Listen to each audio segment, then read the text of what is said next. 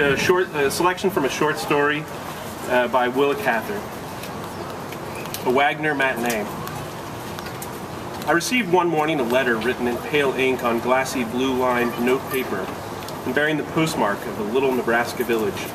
This communication, worn and rubbed, looked as though it had been carried for some days in a coat pocket that was none too clean, was from my uncle Howard, and informed me that his wife had been left a small legacy by a bachelor relative who had recently died, and that it would be necessary for her to go to Boston to attend to the settling of the estate. He requested me to meet her at the station and render her whatever services might be necessary. On examining the date indicated as that of her arrival, I found it no later than tomorrow. He had characteristically delayed writing until, had I been away from home for a day, I must have missed the good woman altogether. The name of my Aunt Georgiana called up not alone her own figure, at once pathetic and grotesque, but opened before my feet a gulf of recollection so wide and deep that as the letter dropped from my hand, I felt suddenly a stranger to all the present conditions of my existence, wholly ill at ease and out of place amid the familiar surroundings of my study.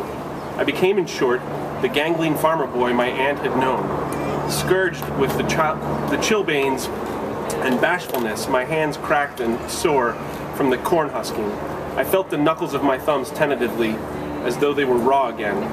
I sat again before her parlor organ, fumbling the scales with my stiff red hands, while she, beside me, made canvas mittens for the huskers. The next morning, after preparing my landlady somewhat, I set out for the station. When the train arrived, I had some difficulty in finding my aunt. She was the last of the passengers to alight, and it was not until I got her into the carriage that she seemed really to recognize me. She had come all the way in a day coach. Her linen duster had become black with soot, and her black bonnet gray with dust during the journey. When we arrived at the boarding house, the landlady put her to bed at once, and I did not see her again until the next morning.